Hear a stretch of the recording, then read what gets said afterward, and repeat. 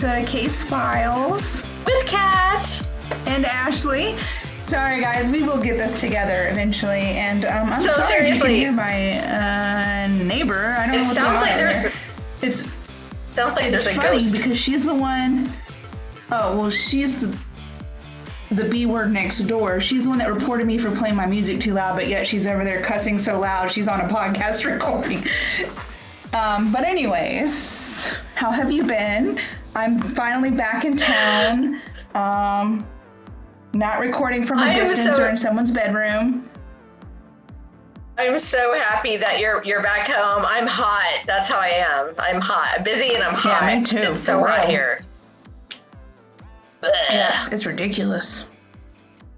Ugh, it is gross. It's like death. And it's like you get out of a cold restaurant or a cold car or a cold office building and you walk to your car.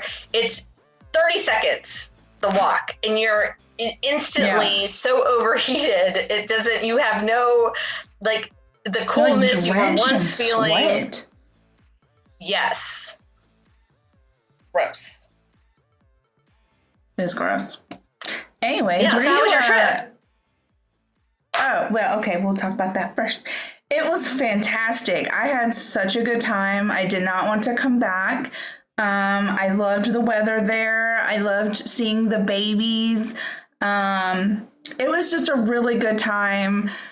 We ate all of my favorite foods from over there that I can't get here. It was fun. We had a good time. It was really hard to come back.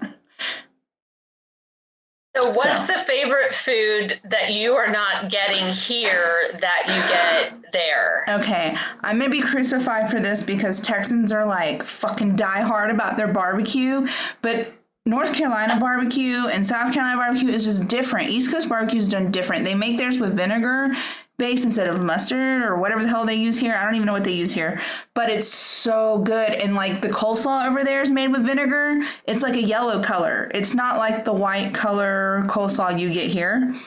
It's so delicious. And then boiled peanuts. My favorite donuts, which is duck donuts, Bojangles. There's a whole list of foods I can't get here that I can get there. What's Bojangles? What is Bojangles?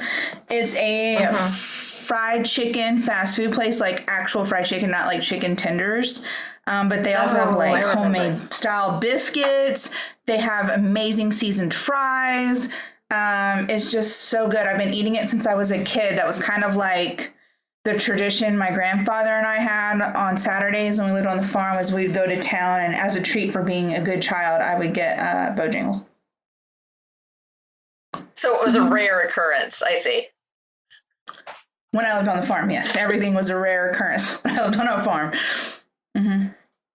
Yes. Because you weren't always a good kid. So I think I remember asking you all of these questions before, but I guess I don't understand the difference between the barbecue. I'm not a huge barbecue fan anyway. I don't know. I know I'm going to be crucified for that. And also people there are so much friendlier, right? Like they wave to everybody. They talk to you like you're a human being. They don't flip you off in traffic. Like, what? I know the cashiers at like grocery stores are very friendly. Like they're talking to you like you're, actually, like they're actually happy that you're there. It's really weird. It's very unusual. I experienced that. I don't. I experience people. Every time I go through a cashier line, it's like they just want you in and out. They don't care.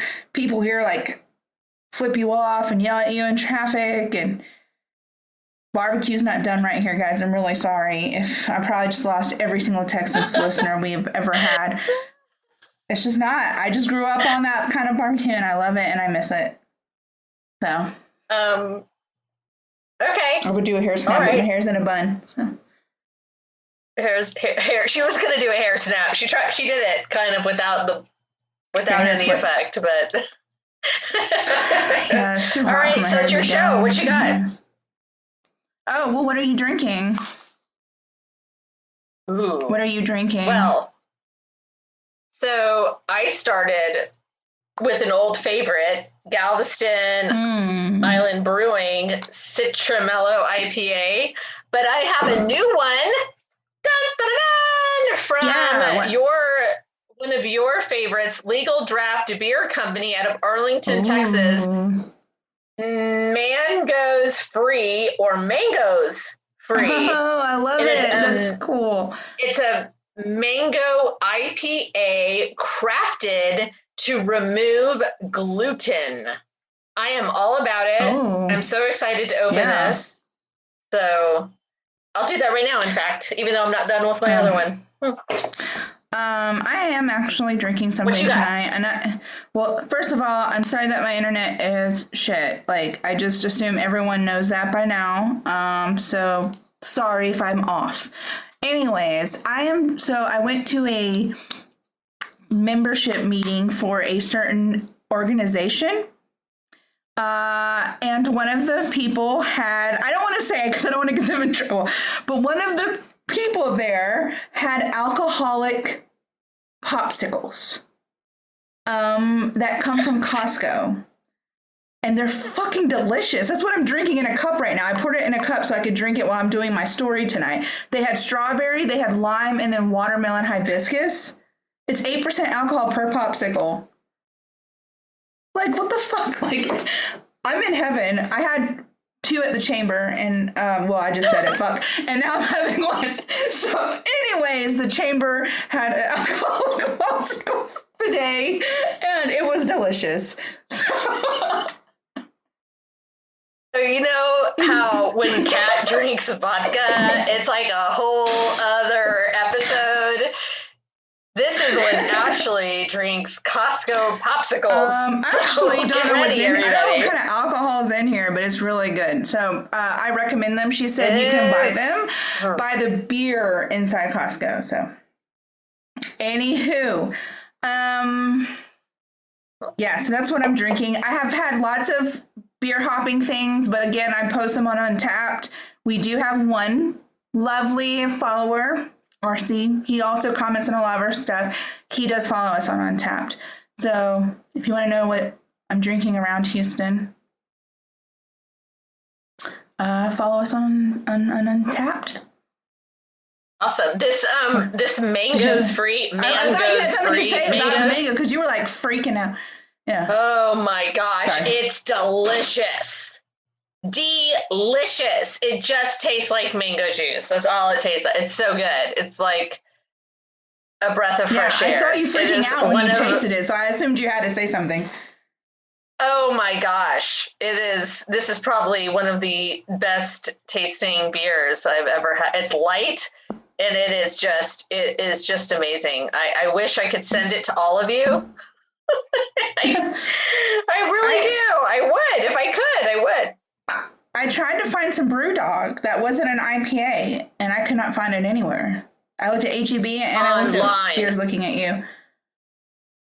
I can't get things sent to where I'm staying currently, so I'd have to get it sent to my office or something, I guess. Send it to my house. I'll get it to you. So. Oh, that's a good idea. Anyways, also, I don't know if you guys remember in season 1, we had Ann Johnson come on the show. She talked about sex trafficking. And there was an organization mentioned called Unbound. So I met a lady from Unbound today at the event we were at. Anyways, so she's going to send us some information that we can share with everyone about how they help sex trafficking people, because, you know, we do try to do more than just talk about murders all day long. So anyways, that was my little plug. Are you ready for question of the week? Yes. Yes. Yes. Okay, here we go. So I am banned from posting on Facebook for 24 hours, so I should be able to post by the time this is uploaded. But if you answered and I didn't respond, I'm very sorry. I was banned by Facebook. So the question of the week is, what is... Yes, thank you, Kevin. That's how I felt when I found out I was banned. What is one case that you have read about that was just like the line for you? You know, like it just is the one that messed you up the most, like it would just upset you the most. It could be a local case. It could be a well-known case. Just one kid, like we had a bunch of answers. I was surprised. Man, I think the one case that just really did it, I think that sort of blew open the door on this particular problem was Madeline McCann.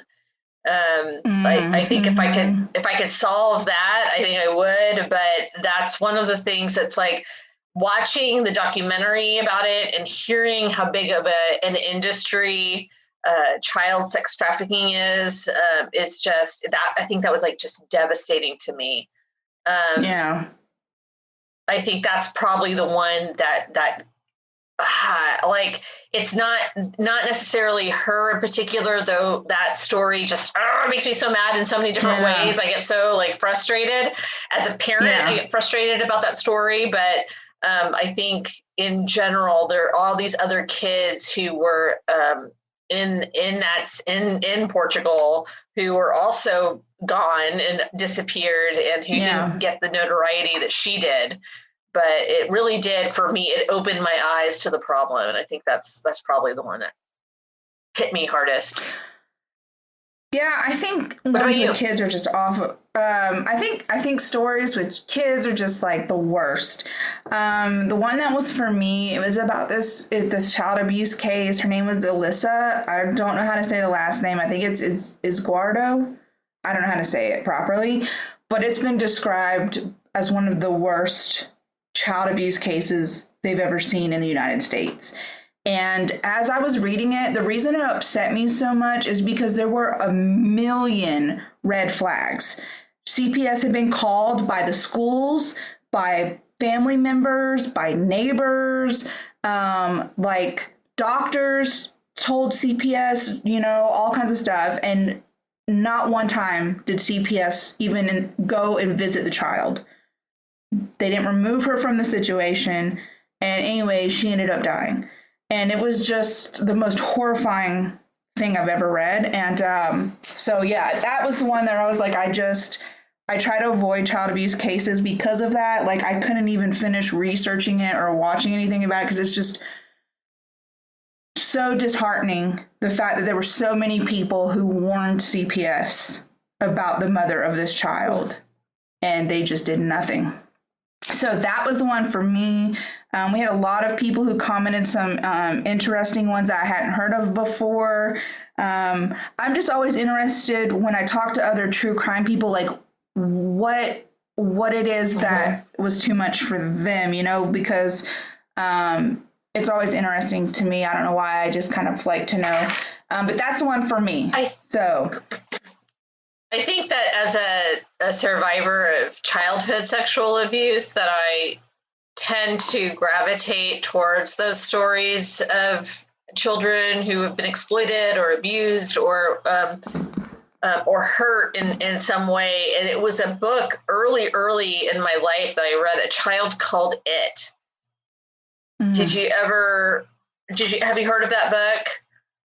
I haven't. I'm sure we have listeners who have, and I don't know why I would like go and like purposefully read it.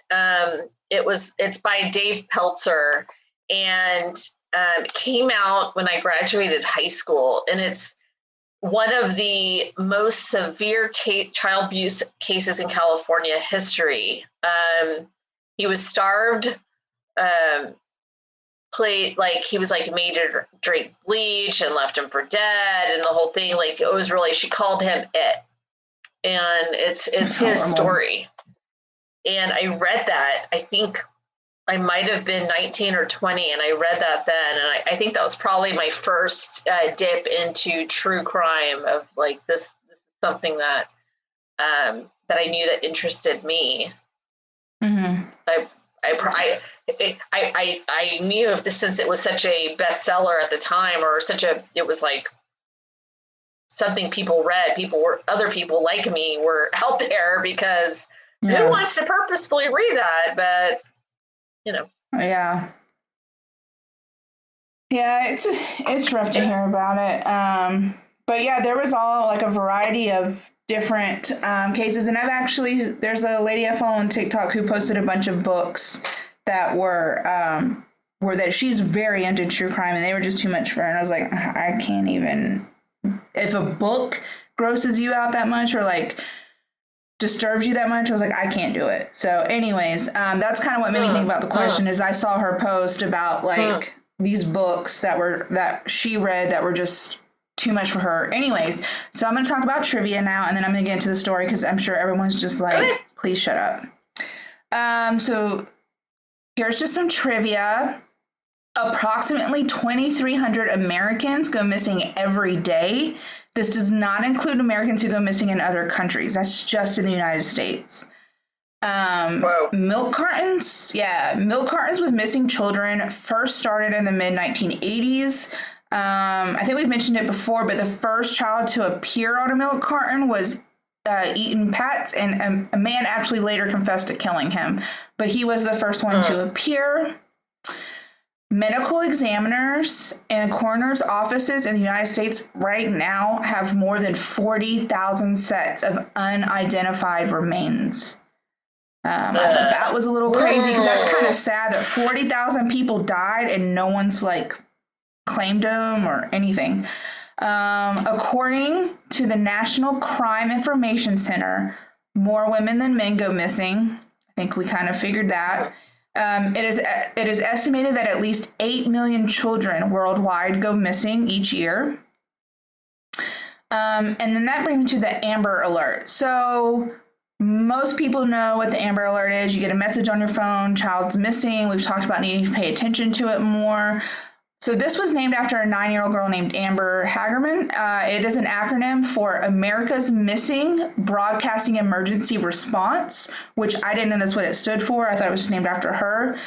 But the first child to be saved using the Amber Alert was a child named Ray Lee Bradbury.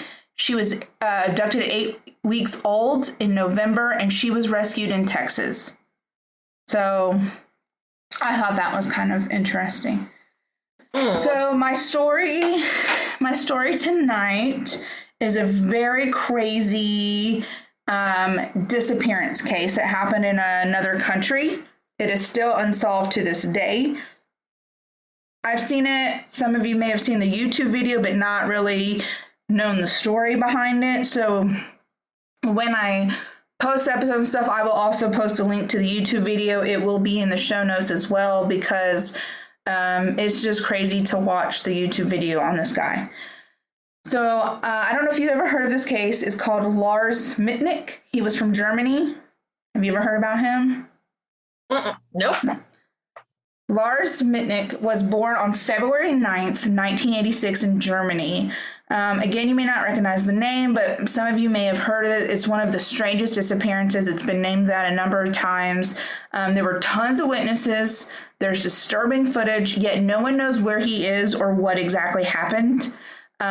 So in June of 2014, Lars was 28 at the time. Him and some of his friends from Germany, they took a vacation to Bulgaria. They stayed at this resort called Golden Sands. Like, everything was great. They were hanging out. They were having a great time. They had been there for a couple of days. And so they decided that they wanted to go out to a pub and watch the soccer match that was playing. It was 2 German teams. And so, they wanted to go out. So while they're at this bar, again, everything is going great. But at some point on July 6th, when they're at this bar, Lars makes a comment to some other German tourist. They're drinking, they're watching the match, but he makes a comment that one team is better than the other, and this leads to a very loud argument. Yeah. So before it becomes physical, though, Lars's friends step in and they remove him from the situation. So no physical fight happened at the bar, okay? So they leave the bar and they decide that they want to get some food. So they all drive in one car to McDonald's. When they get to McDonald's, Lars is like, I'm not hungry. Yeah. Lars is like McDonald's. Yeah. End of story. That's the whole true crime. They were in Bulgaria and they went to McDonald's. Story over. No. So Lars says, I'm going to wait in the car. You guys go in. I'll just wait for you. So his friends go in, and when they come out, he's gone. But this is something I found a little strange is like, they're like, well, maybe he'll be back in a minute. He doesn't come back. They wait for a little bit, and then they just like, well, maybe he went to the hotel. Maybe he didn't want to wait for us. So they just leave and go back to the hotel, right? They leave McDonald's. They go back to their hotel. Lars isn't there. So they're like, well, maybe Lars is just being Lars. Maybe he went back to the bar. Maybe he's out eating, or who knows? He'll be back, because they're supposed to leave like in 2 days. Lars does not come back for like 6 hours. Okay. Again, they debated about like what to do because he wasn't back, but they're like, he's an adult. There's not much we can do. He's going to show up. We leave in 2 days. Okay. Great friends. So when everyone wakes up the next day, like hours later, Lars is there, right? But he is beat up. He's like broken jaw, ears bleeding, messed up. All right. And he has this really bizarre account of what happened to him. He tells his friends that this group of Russians, or he said could have also been Bulgarians, attacked him. He said he was convinced they had been sent by those men that he got into a fight with at the bar. Okay. So he says that the German tourist that he had gotten into an altercation with hired these 4 Russians to track him down and beat him up. Okay. So that was his whole story. That's it. And his friends were like, okay. They supposedly had a lot of questions, like I assume if my friend disappeared for hours in a foreign country and came back beat up, I would ask things like, why did you leave the car? Where did you go? How did they find you? Why did they beat you up and then let you go? Like questions. I would have questions. But his friends did not. Again, they all collectively decided they were just going to let it go. Okay. And when I say he was gone for a long period, he was gone for like over 6 hours in this foreign country by himself. They were like, you know what? Forget it. We're leaving. Let's just write it off. But again, I don't know, if you're in a foreign country or anywhere and your friend disappears for 6 hours and then returns claiming they've been attacked, maybe you should ask some more questions. Just some traveling advice. I'm not an official, Absolutely. But so as they're getting ready to leave, Lars mentions he has been hit in the eardrum during this attack. And his friends tell him he should go see a doctor before they fly back to Germany just to be safe. So that's some solid advice for once from these group of friends. So he goes to a doctor. The doctor tells him he has a ruptured eardrum and suggests surgery, but Lars refuses. He didn't want to have surgery in Bulgaria. He felt that if he was going to get surgery, he would feel more comfortable having it back in Germany. The doctor did prescribe him some antibiotics. The doctor at that time advises him against flying because he says that the change in air pressure will cause more issues for someone with a ruptured eardrum. And he just basically tells them, like, this is really going to be painful for you. It's not going to be good. You definitely shouldn't fly. So the doctor once again recommends that Lars stays behind due to his injury. As a side note, like I said, he also had an injured jaw. But he didn't really seem to be bothered as much by that. He was more concerned about his eardrum.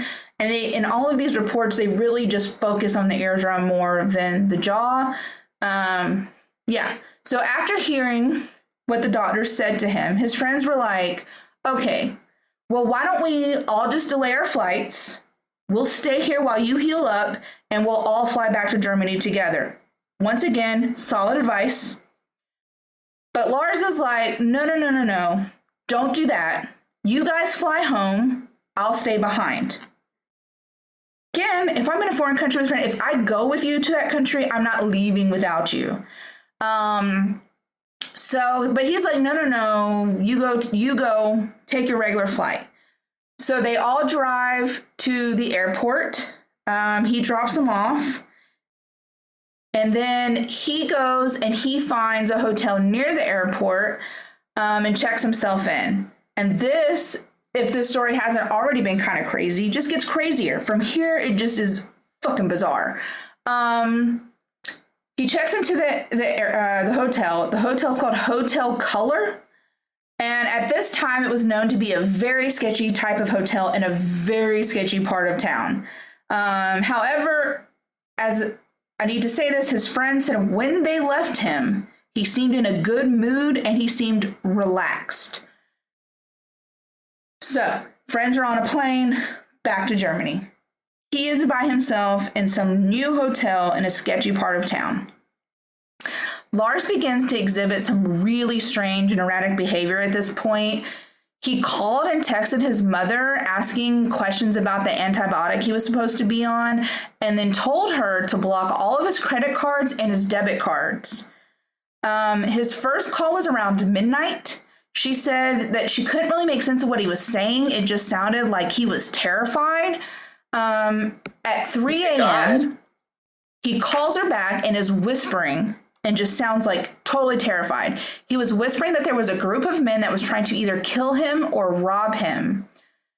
She said he didn't want to stay in the hotel, that it had made him uncomfortable. He was very anxious. He said that the group of men that was trying to kill him or rob him was after the antibiotics he was prescribed. She said in interviews that she could hear the fear in his voice. It was not an act. He was absolutely fearing for his life. She says she regrets about not asking more questions, but at the time she thought maybe he was just upset. And since he was supposed to be flying home the next day, she thought they would just talk about it then. So footage from the hotel shows him leave his room around 1 a.m. and he doesn't come back until the next morning when he gets his belongings. His mother stated in an interview that during that call where he tells her the 4 men are following him, he says that he has found a hiding place in a very high place and he was afraid to move because he could fall and die. So no one knows where he was during these missing hours. No one knows where he went. Yes, ma'am. This just feels like Elisa Lam. I talk about that later. Yes, I talk about that later. I thought the same exact shit. I was like, this sounds so familiar. So, but he's like, I'm hiding really high. I'm afraid I'm going to fall and die.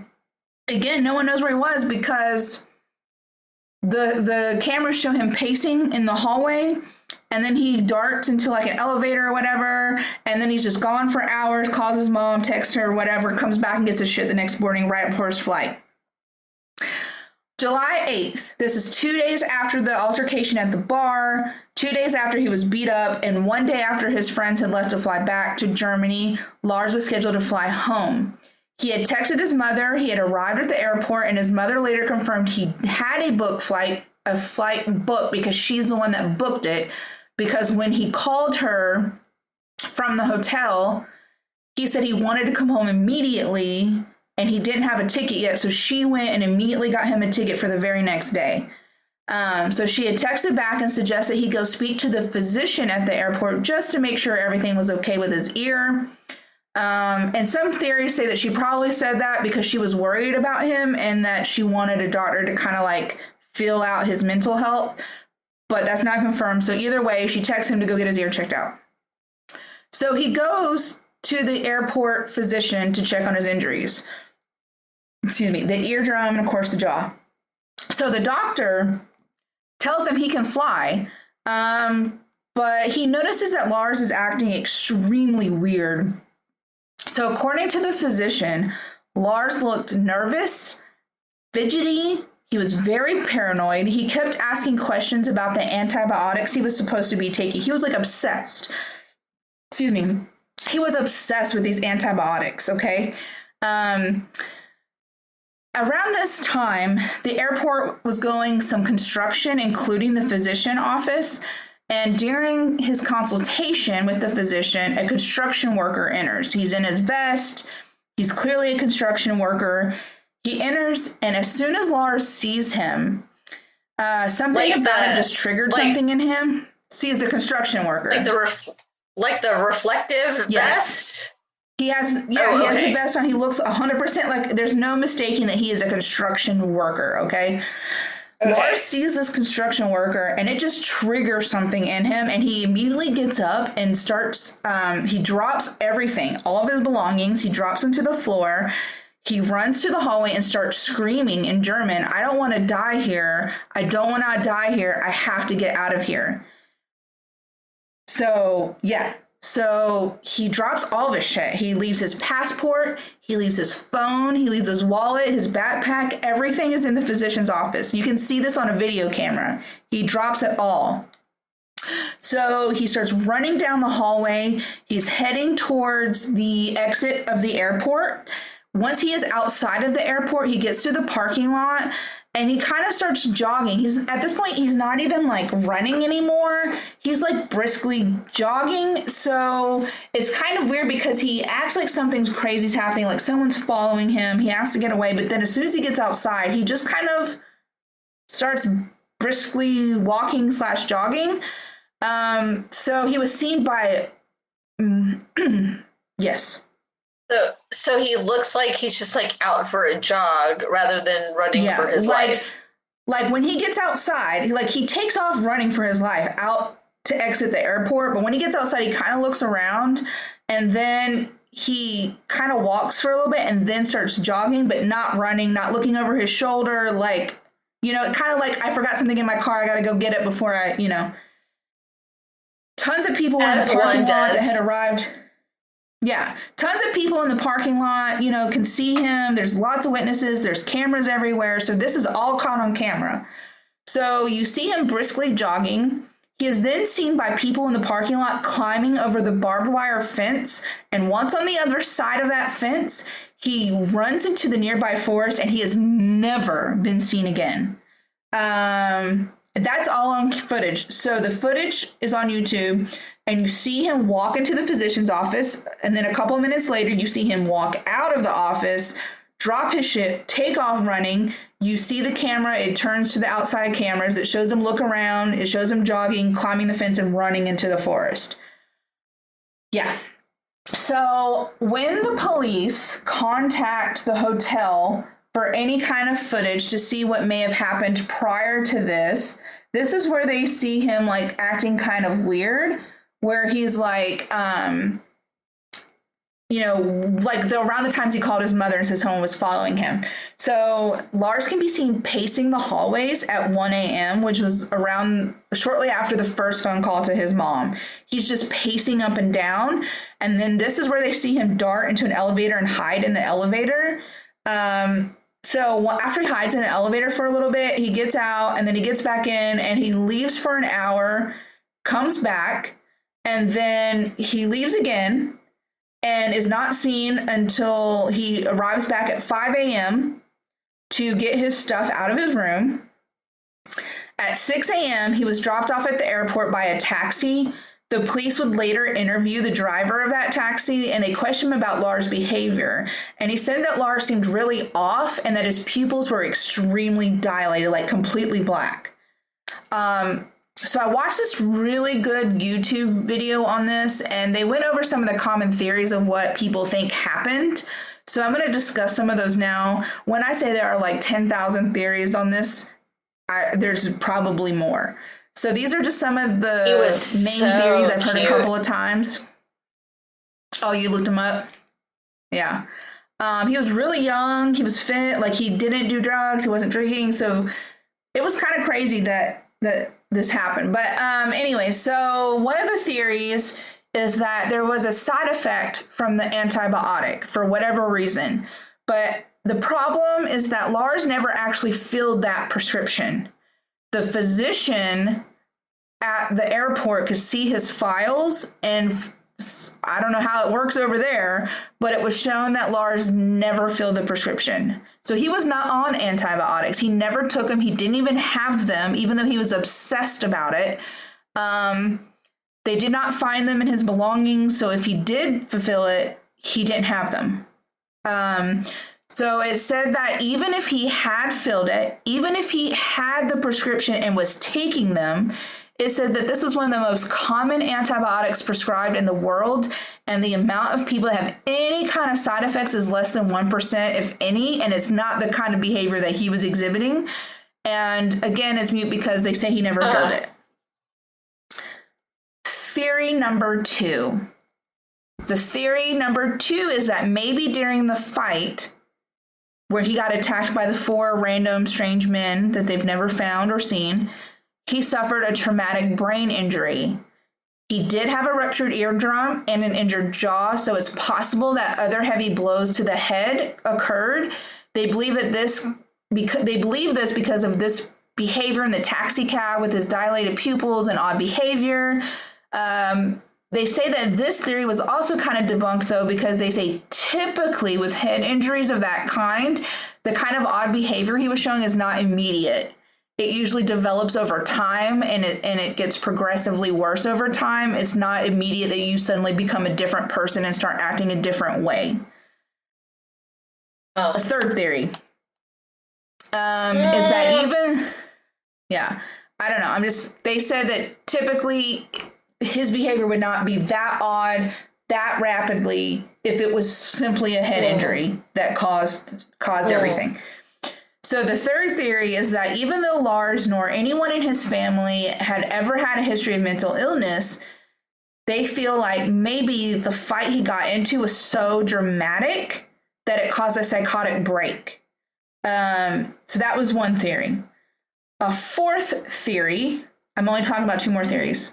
A fourth theory is that the guys from the bar forced him to become a drug mule. That's why he was gone for so long when his friends went into McDonald's, that the Russians were hired to find him, took him back, and they gave him the drugs and told him where to go. So like he was delivering the drugs or whatever while he was gone. People say that this is why he was so persistent that his friends leave him behind and why he was going to stay a few extra days. So like he didn't want them to get involved in whatever he had been pulled into. And they say that if this is true, that it's possible he swallowed the bags of drugs and that they opened up inside of him, which would explain the erratic behavior and the dilated pupils.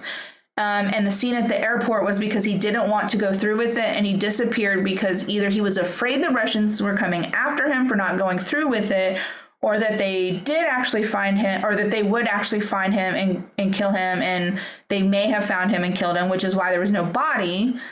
His baggage at the airport was searched, though, and no drugs were found, but that's why they say he may have swallowed them, which would explain his call to his mother where he said they were after him for his antibiotics, when in actuality they weren't. He wasn't really talking about antibiotics. He was talking about the drugs they gave him to transport somewhere.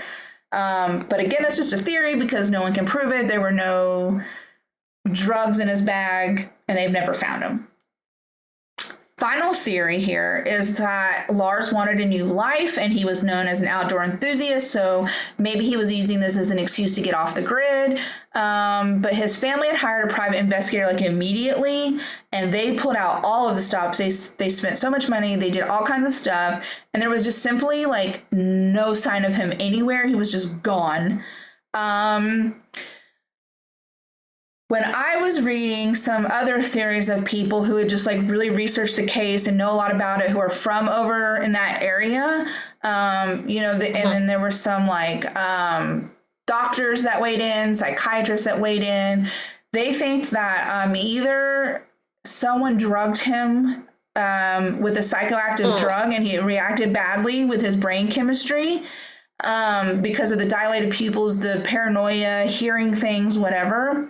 But what some say is that they think like maybe he did have a case of schizophrenia and he just hadn't been diagnosed with it, and this was the first psychotic break because he had had a traumatic brain injury and it kind of sped it up. That was what a really well respected therapist over there thought, is that maybe even though there was no history of mental illness, he just hadn't been diagnosed with it because he had never talked about it, or he didn't even really know he had it. And this whole traumatic experience, the stress, the injuries, the anxiety was just so much that it caused his first psychosis situation. And if you look into schizophrenia, I mean, some of his behavior does mimic a schizophrenic episode. So that was another major theory over there.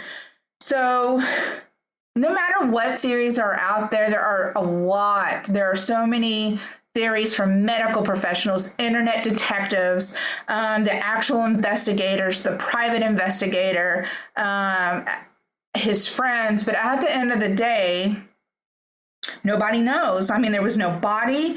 There was no trace of him. He's never been heard of again. All of his stuff was left in the airport.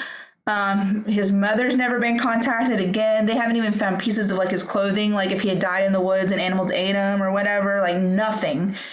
In 2016, there was the police in a town in Brazil had picked up a man that had no ID, and he had no idea where he was. And once the image of him recovering in the hospital began to circulate, online detectives noted that he had similar features to Lars. And so they contacted his mother, which was named Sandra, but the man was later identified as Anton Pelpa of Toronto, and he had actually been missing for 5 years, but he had lost his memory. So he didn't know who he was or how he got there, but it was actually another missing case. So that case was solved, but unfortunately it wasn't her son. Yeah. What was his name? 2019, Anton Pilpa, P-I-L-I-P-A. I'm probably saying that wrong. Okay. P-I-L-I-P-A, but he was a missing man from Toronto. In 2019, a truck driver picked up an unknown hitchhiker in Dresden and took him all the way to a town called Brandenburg, which is just north of Berlin. And the trucker became aware of the Lars Mittank case later and said that the man he had driven looked like an older version of the missing person. He said that he had long hair and wore a beard, and his eyes looked very tired and his cheekbones stood out, but he swore that he really thought it was Lars. So Sandra, Lars's mother, tried to verify that through the private investigator, but that could never be verified. They could never determine if that trucker actually picked up a person, if it was Lars, if he was just trying to get a moment of fame. They did search that town. They searched Berlin. No traces of him there. So they, again, it had been some time since he had picked up the supposed hitchhiker to the time he reported it. So he could have hitchhiked somewhere else. So that went nowhere. So on July 19th, 2020, Sandra received another photo of a young man who was homeless, who was sighted taking a bath in the Rhine River in Dusseldorf. She asked residents there to send more photos and to call the police when they saw him again. 2 hours later, however, the bad news came in that this was in fact not her son and just someone who looked similar to him. So again, those are the three main reports. There haven't really been a lot of leads. It's not like one of those cases where there's a ton of people like saying, hey, I saw him here, I saw him there. There's very few cases of that. Undaunted, Sandra continues to post on social media. So she has a Facebook group for him. It has, as of yesterday, it has 43,000 people from around the world. It's called Find Lars Mittank, and I also have that in the show notes if you want to join the group. But it has regular posts. This group of people, they design flyers. They distribute them all around Europe. It's a big effort to help find Lars. So if someone does say, hey, I saw him, or I think I saw him, or whatever, they will immediately go to that area and post these flyers and try to find him. And they do searches, and they're very involved in trying to find him. The group is a really great resource, especially if you are from that area and you're trying to help, or if you're just interested in the updates on the case. They post on a regular basis in that Facebook group. It actually goes by a German name, but it's very similar. I mean, his name is in it. Like I said, I have a link to it. And then the posts are in German, but it has the translation button there, and it translates really well. I mean, I'm in the group, and I keep up with it. I've been able to read everything. So The video of Lars running away from the airport has been deemed one of the most watched disappearances online. And often, if you look up his case or you're reading an article or something, it's been described as the most famous missing person on YouTube. And that's because of the video from the airport. And if you start looking into this case, like, there's a lot of conflicting information. There are some resources that say he was on the antibiotic, and then there's other theories that he had a bad interaction with said antibiotic and alcohol, but the doctor himself said there is no record in his medical file of him ever taking the antibiotic, that he never filled the prescription, he never took it, and also, even if he did take it, they had only gone to the bar before he got into the fight, so there wouldn't have been a mix of alcohol. I originally heard of this case through a TikTok account by the same guy that he runs a YouTube channel, which is a really awesome channel. It's the one I mentioned earlier. I also have a link to him in our resource notes because the story itself is so crazy. But anyways, he does a good job of going through all the theories, but there are so many theories. There are so many resources with different accounts of what happened. And he's never been seen again, not even like a body, and I just can't get over the fact that his friends just left him there, didn't ask questions, didn't try to figure out who the Russian men were. Like, there's so many unsolved questions. Like, why were there, if there truly were Russian or Bulgarian men after him, why? Like, why him and why not all of his other friends? They didn't press him for any information. No. And the people he got into a fight with in the bar were other Germans. So it wasn't even like he got into a fight with locals, So it would make more sense if locals hired someone to beat him up, that would make more sense. But the person he got into an altercation with was also German, who was also visiting. So it doesn't make sense why another group of tourists would hire someone to track him down. And then what his friend's big thing was, he was sitting in the car. We went into McDonald's. We didn't see him leave the car. Why would he leave? What convinced him to get out of the car? You know what I'm saying? Because there was no damage to the car. It's not like they tore the door off or broke the window or whatever. So he willingly got out of the car and somehow ended up getting beat up by these 4 men who were after him.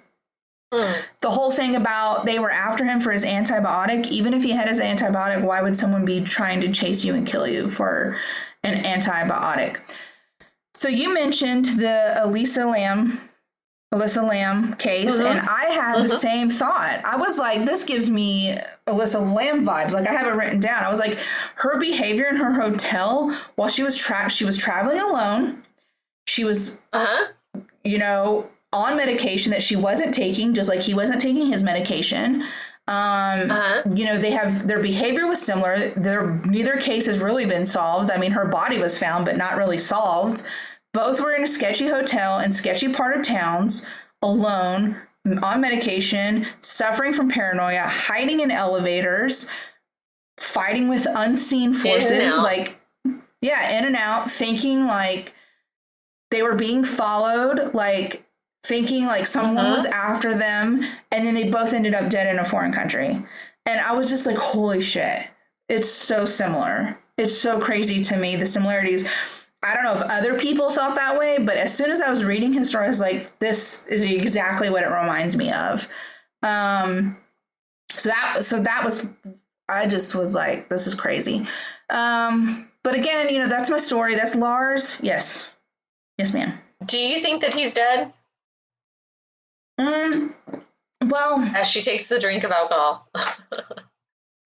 I don't know, because he left everything. All he had was on some shorts and a t-shirt. So for one, the winters get very cold there. So I don't know how he would survive that.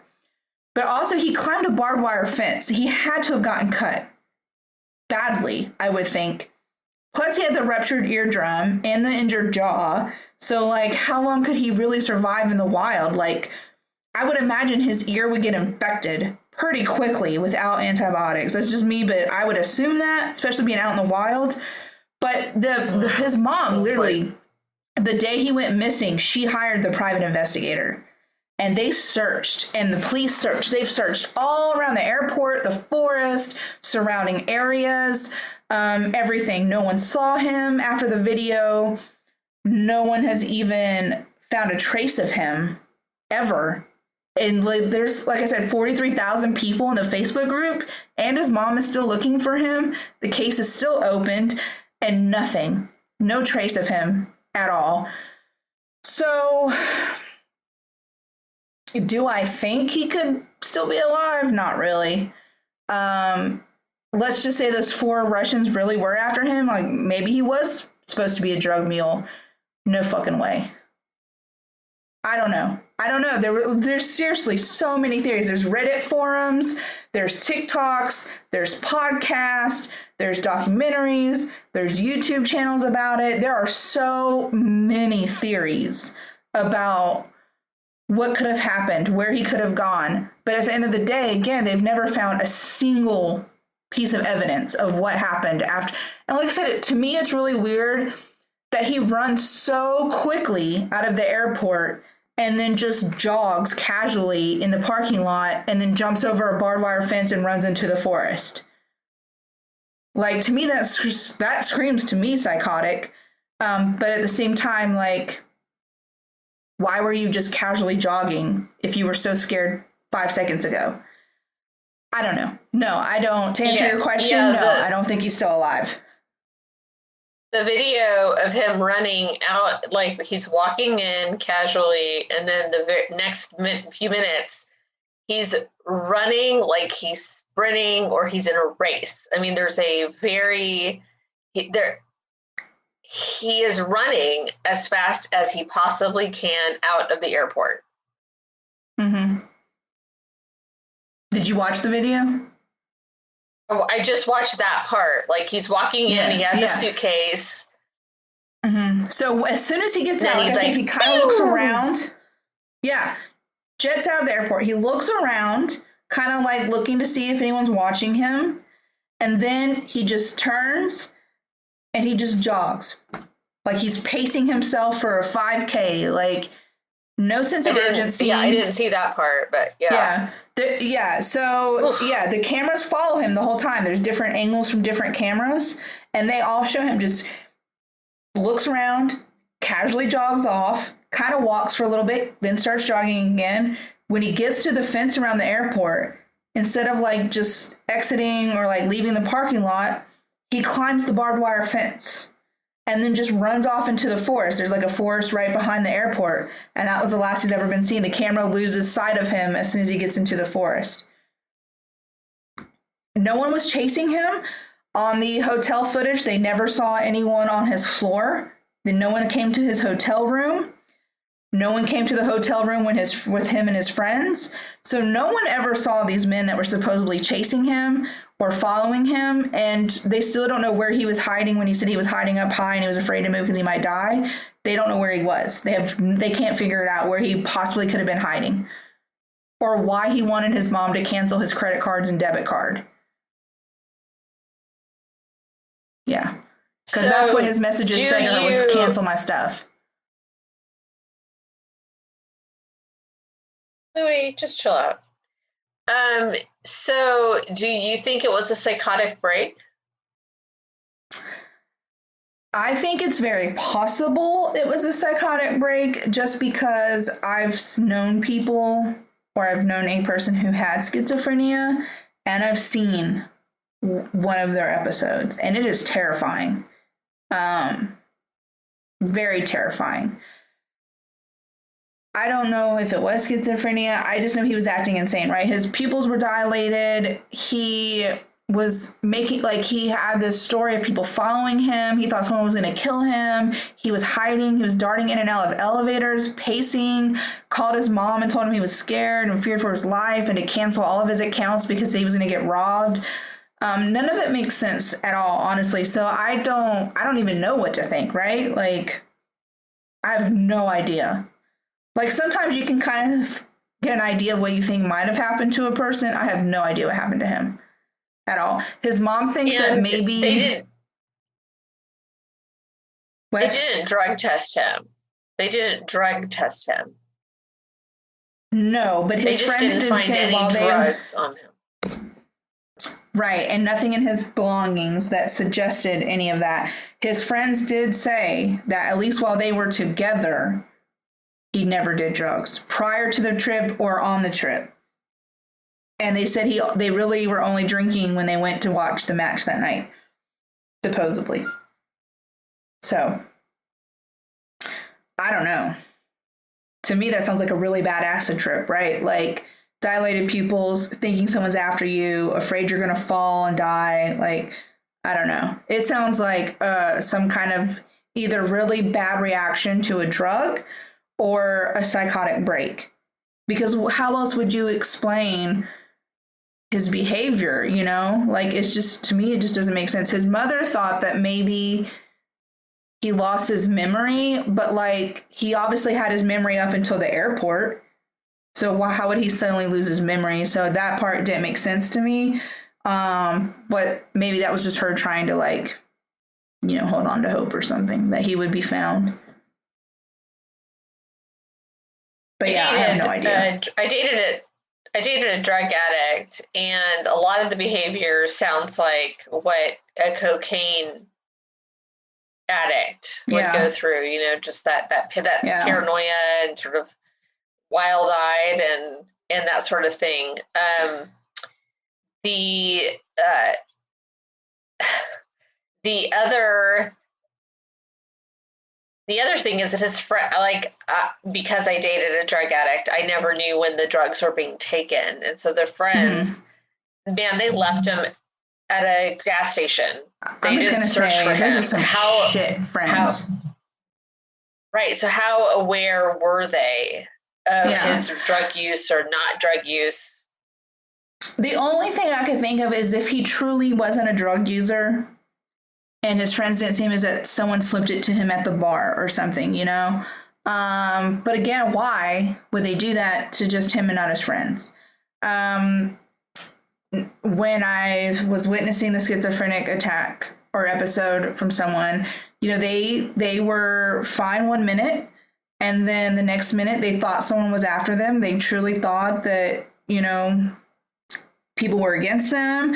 They feared for their life. They were very paranoid, very delusional. And then about 20 minutes into it, they were fine again. And then 20 minutes later, they were back in their episode. So it kind of came and went. And it was very terrifying for everyone involved. And so it's kind of, I could see where if his friends left him at a hotel, he was going to go mood and relax because he wasn't in an episode at the moment. But like I said, maybe the trauma did something and it just caused it to develop. I don't know, but it's definitely weird when you watch the whole video of the airport situation. And like I said, no one's ever seen... You can't believe what? I just can't believe that his friends would leave him. I just can't believe his friends would leave him. They said he was so persistent that they fly back and that he would just heal on his own. But still, like, I don't understand why he was so persistent about it and didn't want his friends to stay behind with him unless he thought his friends were after him. I thought it was interesting that he said 4 Russian men were after him and he was there with 4 friends. So I thought that was a weird situation. Like, was he in a delusion where he thought his 4 friends were actually people who were after him? I don't know. So again, there are hundreds of theories. There's hundreds of theories. There's hundreds of podcasts. There's so many videos. It's really, really bizarre to me. I'm a huge fan of disappearances. They're my favorite thing to read. I could read them all day long. There's no shortage of them. But this, to me, it's all over the place. It's crazy. Nothing makes sense. There's not one piece of the story that makes any piece of sense. Like I said, if the case is in an interest to you at all whatsoever, the Facebook group His Mom's Heart is really good. Again, there is a translation button. I have links to some YouTube videos, some articles, to the Facebook group itself. So all of those things, if you take a look at our notes, they will be there so you can find them. If you can't find them, shoot us a message and I'll get that to you. I mean, you can just type in most famous YouTube disappearance and he'll come up. So he's not hard to find. It's everywhere. Like I said, lots of people have theories on it. So that's my story. Wow, Lars that was Mittank from a Germany. really interesting story. Thank you for sharing it with us. I'm sure everybody's going to probably be searching for Lars on the Google. But yeah, I mean, I'm just you can immediately see him. There's lots of videos of him just running. You see that, like that's like the first things that you see. So for sure, go check that out. I just want to say that I'm very happy that this German story didn't have a bunch of German words I had to try and pronounce. I was very excited about that. Yeah, so, I did a German story and pronounced the words correctly. Thank you for all you people out there. Yes. So. Maybe. Okay, so, you know all right, so I'm going to do some answers. Sorry. Yep. Go on. No, it's okay. If you know where Lars is, speak up. Okay, so question of the week. What's one true crime story you've read about that has really messed you up or really angered you? And Glenn says, has to be Madeline McCann. Just so many things with the parents that don't add up. I agree. Just the simple fact of leaving a toddler and two babies while you pop out for dinner. I know, Glenn. I know. I'm with you on this. And it's like, they're so close, but man, it's still far. I don't know. Yeah, I'm with you on that. Dev says the bodies in the barrels to my absolute core. What the fuck is that about? Right. You That's said what I said. What? I was like, I need to know excuse more. me, what? I haven't looked at the story yet because I was a little terrified. Yeah. Okay, I don't want to know about the bodies in the barrel. I don't know if I want to know about the bodies in the barrels. If that might be another story later. Look at her. Yeah, if you want to know, she posted a link on our Facebook so you can find it in the comments. But I haven't read it yet. Sorry. Yes, it's all right. Well, I'm sorry. So Robert says, what comes to mind always seems to be the last one I heard about. For real, Robert, for real. I just watched a doc on Kevin Davis, a true psychopath. This article pretty much sums him up. I also have not read that because I was like terrified. I did not read it. It's the article is titled, Guess I Lost My Virginity to a Corpse, the Kevin Davis murder case. So I have not clicked on that yet. Sarah says, first thing I think of is anything to do with Scientology. Word! Yes, girl. I'm fascinated by it. I'm with you on this. Next is the Kaylee Casey Anthony case. I'm disgusted by it. God, yeah, that's so true. Susan says Elizabeth Smart. That was solved, but really it did rock you to the core, right? Samantha also said Casey Anthony. Then Susan says Heater Skelter. I think she meant Helter Skelter. And then Susan Smith. Yes. Yeah. Okay. Do we have answers on the others? I don't know. I did not post on Instagram. Is that Susan's maiden name? No. I'm gonna look. Just one Susan and Samantha are family members. Is an American woman who was convicted of murdering her two children, 13-year-old Michael and 14-month-old Alexander. The case gained international attention because of Smith's false claim that a man had kidnapped her sons during a carjacking. Ugh, I hate people. Wow.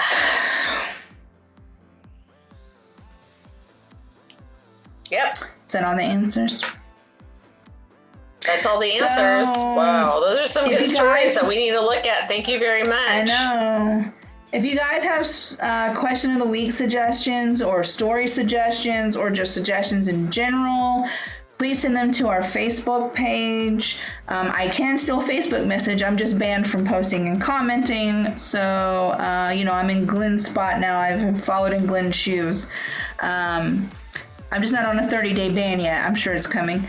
Anyways, send us all the things. We like to see your messages. If you need help resources, whatever. Message us. If you know where Lars is, send him our way. We have questions about his case. You know, the usual. We're on all the things. Share us, like us, tell your friends, review us. Tell us to fuck off, whatever. Don't really say that. They'll hurt our feelings. But, you know, we love you. Do you have anything to say? Don't hurt our feelings. Don't hurt our Yes. feelings. We're sensitive. Don't make us cry. We're very sensitive and fragile flowers over here. Flowers. and untapped. All right, everybody. We're hops and barley. That's what we should call ourselves. Yes. All right, everybody. We love you so much. Thank you for listening and tuning in. You make our lives worthwhile. But we love you. Tune in next week. I will regale you with a tale. So we'll see you then. Yes. Until then, please be kind to one another, and we'll see you next week. Bye. Bye.